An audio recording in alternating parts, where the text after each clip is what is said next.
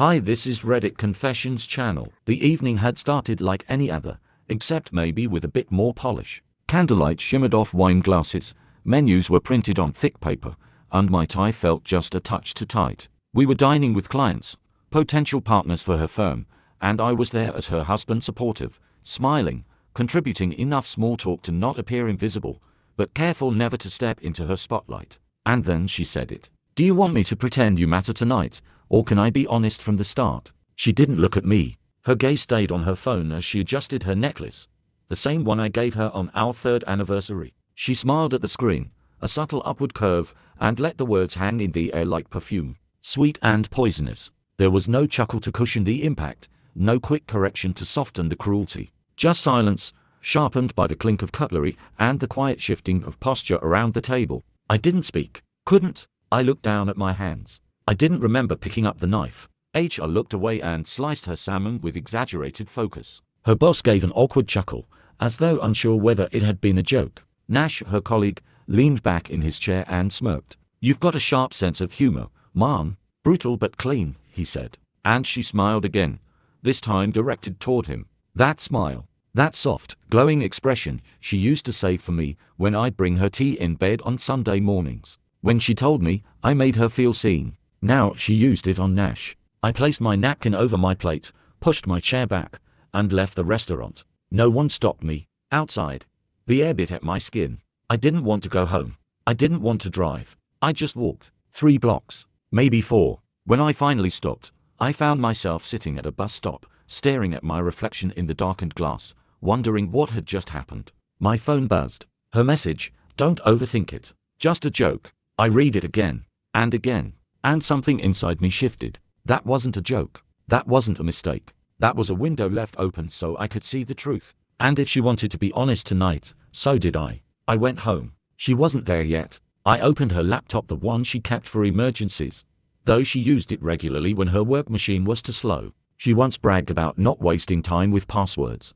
She wasn't lying. The screen came to life like it was relieved to be seen. The desktop was cluttered with spreadsheets and media folders. I almost clicked away, ready to admit I was spiraling, until I saw a folder labeled Clockwork. Inside, folders by year, and the most recent, 2025. It contained a document titled Quarter to Overlay Strategy.dacx. It sounded like work. It wasn't. The document opened to a sentence, bolded and underlined, "Perception is the only currency. Maintain control of the story." Below, there were logs, names, places, times, what to wear, what to say, what to evoke. April 4, Nash Rooftop Bar, 6:30 p.m. Wear white, leave separately. April 9th, Ethan, dinner at home, nostalgic playlist. Glasses, act soft. April 10th, Nash, hotel room 708. Use debit, not corporate. Each entry was dated, color-coded, like managing a brand launch. Only the brand was our marriage.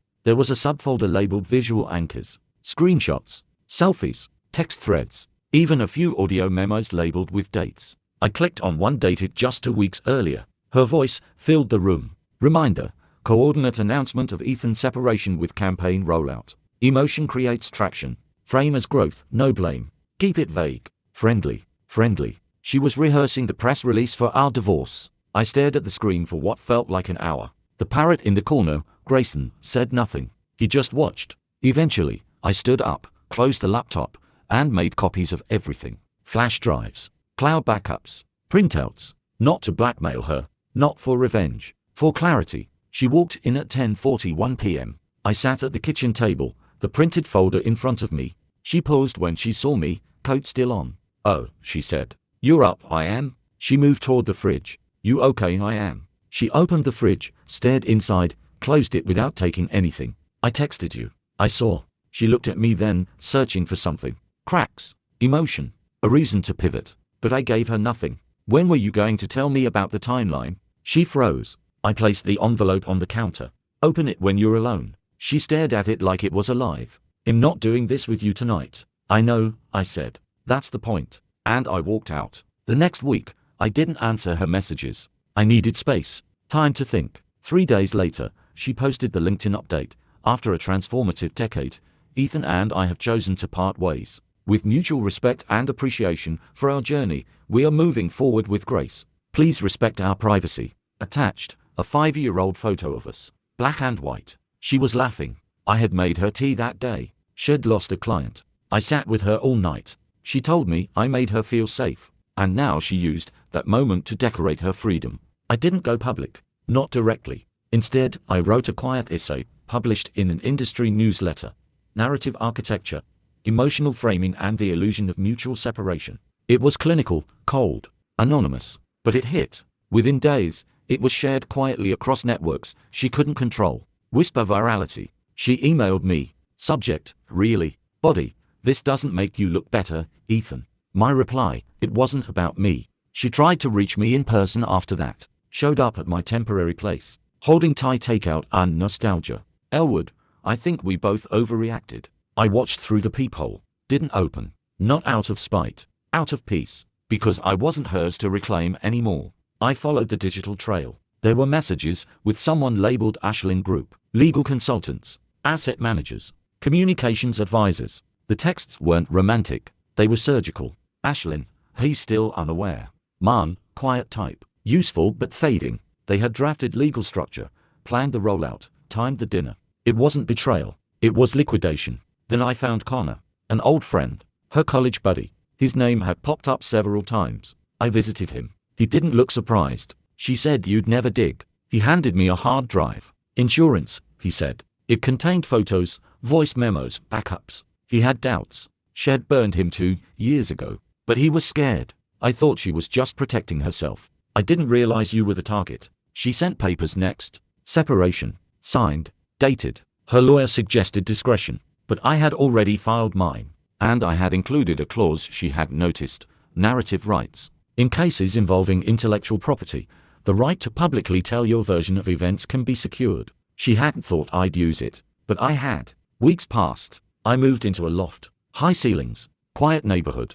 Grayson stopped mimicking her laugh. I volunteered at an animal shelter. Helped organize files. It felt good. I met someone, Raina. She wasn't flashy. She didn't talk over others. She listened. She made space for silence. You seem like someone who used to live in the background, she said once. I nodded. Not anymore. One morning, a package arrived. Inside, the wooden box it used 3 years ago for our vow renewal. Empty, except for a folded printout of her own voice memo. She had scribbled across the bottom, I didn't think you had it in you. That's when I smiled. Because I finally did. Not to hurt her, but to make sure I was never erased again.